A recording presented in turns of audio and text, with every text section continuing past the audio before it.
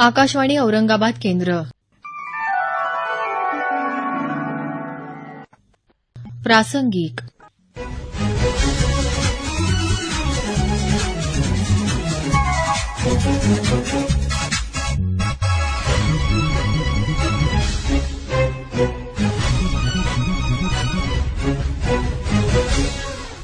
जागतिक आरोग्य दिन काल सर्वत्र पाळण्यात आला.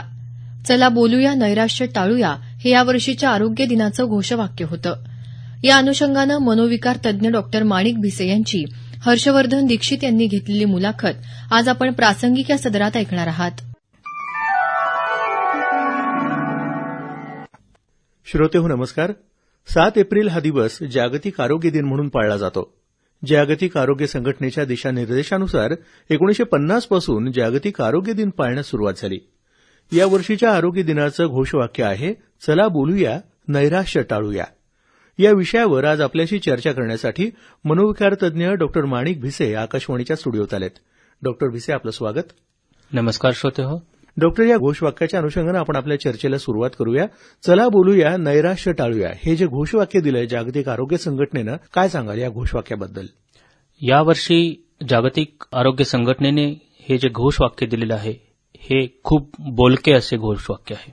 या घोषवाक्यामध्ये त्यांनी असा संदेश दिलेला आहे की नैराश्याचे जे रुग्ण आहेत किंवा डिप्रेशनचे जे रुग्ण आहेत यांच्याशी आपण खुलेपणे जर बोललोत, तसंच या आजाराविषयी जर ओपन होऊन बोलत राहिलोत तर एक जनजागृतीची मोहीम उघडेल आणि हा जो खूप कॉमन असा जो आजार आहे याच्यावर आपल्याला काहीतरी प्रतिबंधात्मक कार्य करता येईल. नक्कीच. जसं म्हणजे आता तुम्ही म्हणालात कॉमन आजार आहे. आजकाल आपण बघतो की आपल्या आजूबाजूला असलेले अनेक लोक नैराश्यामध्ये असल्याचं आपल्याला जाणवतं. चिडचिडेपणा वाढलेला असतो. तर कशामुळे हे होतं? एकलकोंडेपणा वाढत चाललाय, माणूस स्वतःमध्ये गुंतत चाललाय, याच्यामुळे हा आजार संभवतो? अगदी, हे एक प्रमुख कारण आहेच. एकलकोंडेपणा, स्वतःत राहणे ही कुठे ना कुठे काळाची गरज झालेली आहे. आपण आपल्या कामामध्ये एवढे रमून जातो की बऱ्याच वेळा आपले जे जवळचे मित्र आहेत ते दुरावतात, जवळचे नातेवाईक दुरावतात. या सर्व पद्धतीमुळे आपल्या समाजाचं एक स्ट्रक्चर बदललं आहे आणि एकाकीपणा हाच ट्रेंड म्हणून समोर येत आहे. अच्छा. पण जेव्हा आपलं मन उदास असतं, जेव्हा आपण समस्येने ग्रासलेलो असतो, त्यावेळेस आपलं काम, आपलं एम्प्लॉयर हे कोणी मदतीला येत नसतं. ते येतो तर आपला जवळचा मित्र, जवळचा नातेवाईक. पण तेच जर नसेल तर एकाएकी सर्व गमावल्यासारखं रुग्णांना वाटणं स्वाभाविक आहे आणि त्याच्यातूनच नैराश्य येतं. त्याच्यातूनही नैराश्य येतं. आणि मग जागतिक आरोग्य संघटनेनं हे जे यावर्षीच्या आरोग्य दिनाला नैराश्याला एवढं महत्व दिलेलं आहे, तर कशासाठी हे एवढं महत्व दिलं गेलं असेल? नैराश्यातून इतरही पुढचे काही विकार संभवतात का? अगदी अगदी. नैराश्य हा जो आजार आहे, म्हणजे डिप्रेशन हा आजार आहे, आज या जगामध्ये 30 करोड लोकांना हा आजार आहे. अच्छा. याचं जे प्रमाण आहे 100 पैकी दर 12 ते 18 व्यक्तींना आयुष्यामध्ये कधी ना कधी नैराश्य हे येतं. अच्छा. म्हणजे आपल्या आजूबाजूला जर आपण पाहिलं, 100 व्यक्ती जर इमारतीमध्ये काम करत असतील तर त्याच्यातल्या 18 जणांना हा आजार होऊ शकतो. हा एवढा कॉमन असलेला आजार आहे. पण इतके वर्ष याच्यावर लक्ष नव्हतं. अच्छा. पण जागतिक आरोग्य संघटनेच्या एक गोष्ट लक्षात आली की ह्या आजारामुळे येणारे जी डिसॅबिलिटी आपण म्हणतो, म्हणजे अकार्यक्षमता जी आहे, त्याचं प्रमाण आज नंबर 1 ला आहे. सर्व आजारामध्ये हा आजार जे आहे कार्यक्षमता कमी करण्यामध्ये नंबर 1 ला गेलेला आहे आणि म्हणूनच यावर्षी जागतिक आरोग्य संघटनेने याच्याकडे लक्ष वेधलेलं आहे. अच्छा. आपण काय सांगू शकू, नैराश्यामुळे कोणकोणते आजार होण्याची भीती असते? म्हणजे मनोविकार फक्त होऊ शकतात की शारीरिक व्याधी पण आपल्याला काही वेगळ्या जडू शकतात? नैराश्यामुळे मनोविकार तर होतातच, पण शारीरिक व्याधी होण्याचा धोका तेवढाच जास्त असतो. अच्छा.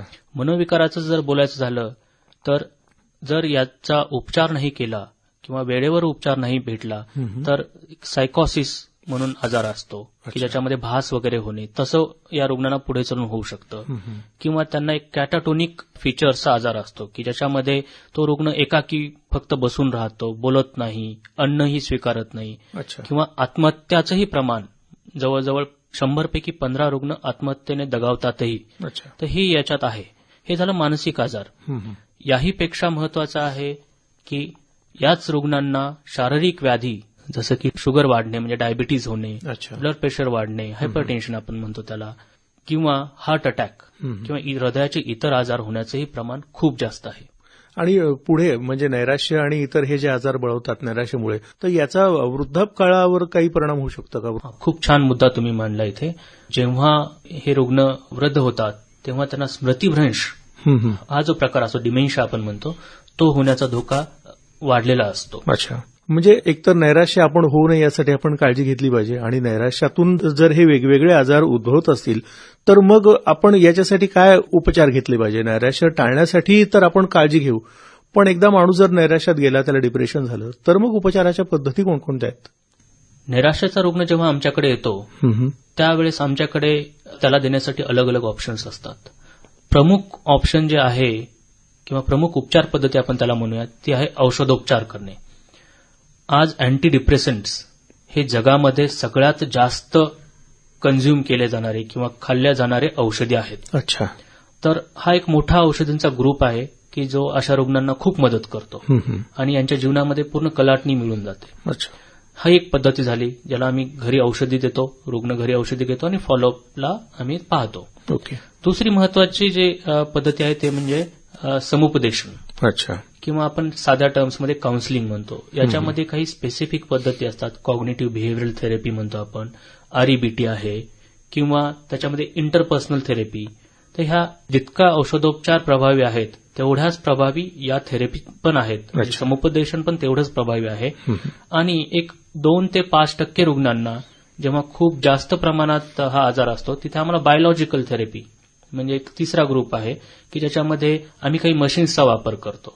एक इलेक्ट्रोकन्व्हल्सिव्ह थेरपी म्हणजे शॉक ट्रीटमेंट कधी कधी द्यावा लागू शकते. एक वॅगस नर्व्ह स्टिम्युलेशन ही एक टेक्निक आहे. आणि एक आत्ता मागच्या 5 वर्षामध्ये RTMS म्हणजे मेंदूला आम्ही वरतूनच त्याला स्टिम्युलेशन देतो आणि त्याच्याद्वारे हळूहळू त्याच्यामध्ये बदल घडून आणतो. तर असे अनेक ऑप्शन्स आहेत ज्याच्यामुळे आपल्याला उपचार करता येऊ शकतात. हे जे उपचार केल्यानंतर रुग्ण बरा होतो आणि मग बरा झालेला रुग्ण घरी गेल्यानंतर परत हा आजार बळवण्याची काही भीती असते का? हो.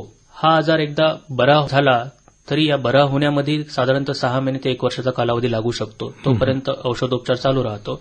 हळूहळू करून आम्ही त्या औषधी बंद करतो.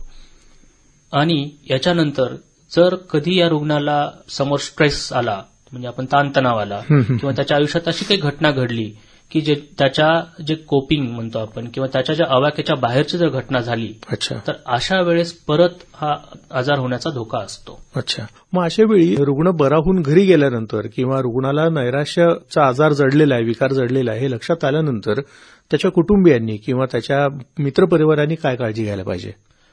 या आजारामध्ये किंवा इन जनरल मानसिक आजारामध्येच कुटुंबियाचा आणि मित्रपरिवाराचा खूप महत्वाचा असा रोल आहे.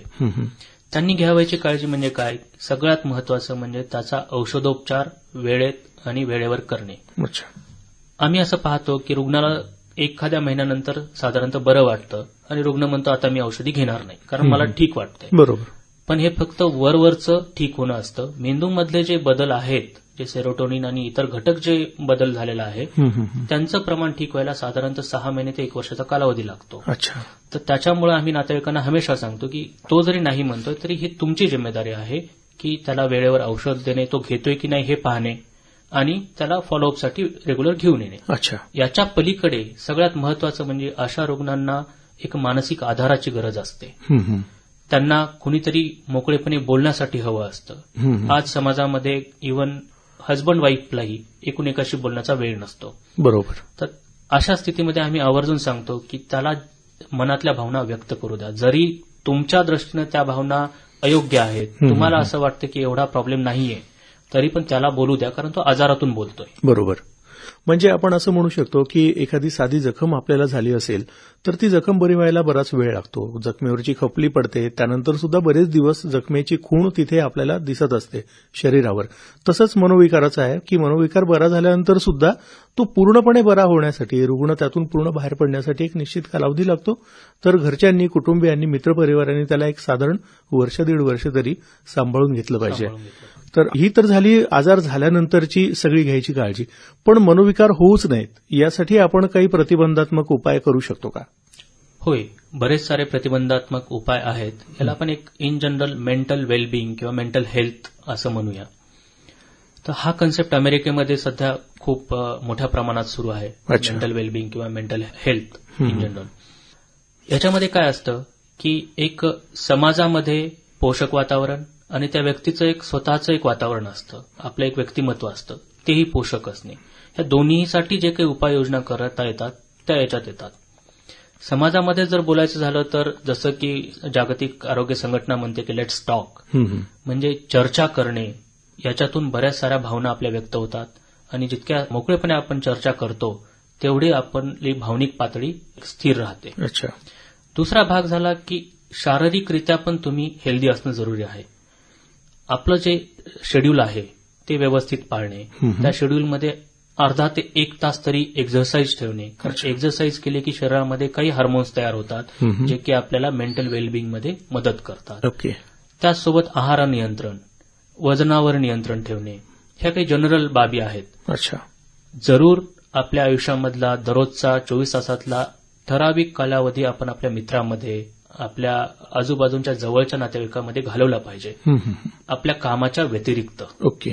बऱ्याच वेळा आपण कामही आजकाल घरी घेऊन येतो, ते अगदी टाळलं पाहिजे. अच्छा. तर या छोट्या छोट्या बाबी आहेत की ज्याने आपण मानसिक आजार टाळू शकतो. ओके. म्हणजे नक्कीच आपण जर समजा रोज व्यवस्थित व्यायाम केला, आपलं जर दिनक्रम व्यवस्थित ठेवला, दिनचर्या व्यवस्थित ठेवली तर मानसिक विकार होणारच नाहीयेत. मानसिक विकार एकदा झालाय आणि तो पूर्णपणे 100% बरा झालेला आहे असं म्हणजे होतं का, की हा आजार 100% बरा होतो का? अगदी अगदी.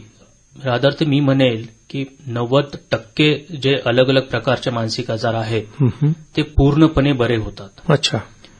त्यातली त्यात डिप्रेशन, जो की खूप कॉमन आहे आणि आजचा विषय आहे, हा आजार 100% बरा होऊ शकतो. अच्छा.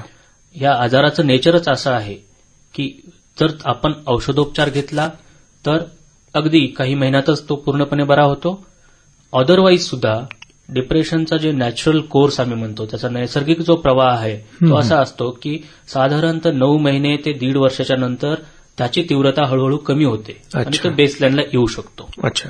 तर डिप्रेशन हा 100% बऱ्या होणाऱ्या आजारातलाच आहे. इतर आजार जसे की अँझायटी डिसऑर्डर्स असतात, फोबिया असतो, आपले व्यसनाधीनता, हे सगळ्या प्रकारचे जे मानसिक आजार आहेत हे सर्व अगदी 100% ठीक होऊ शकतात. नक्कीच.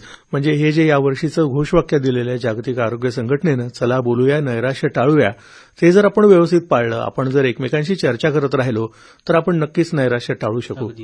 धन्यवाद डॉक्टर, तुम्ही आकाशवाणीच्या स्टुडिओत आलात आणि नैराश्याबाबत, मानसिक मनोविकारांबद्दल आपण एवढी सविस्तर माहिती दिलीत त्याबद्दल आपले खूप खूप धन्यवाद. धन्यवाद. जागतिक आरोग्य दिनाच्या अनुषंगानं मनोविकार तज्ज्ञ डॉक्टर माणिक भिसे यांची हर्षवर्धन दीक्षित यांनी घेतलेली मुलाखत प्रासंगिक या सदरात आत्ताच आपण ऐकलीत. हा कार्यक्रम आकाशवाणी औरंगाबाद केंद्राच्या प्रादेशिक वृत्त विभागानं सादर केला. सादरकर्ते डॉक्टर राहुल तिडके. निर्मिती सहाय्य सचिन अंबेकर.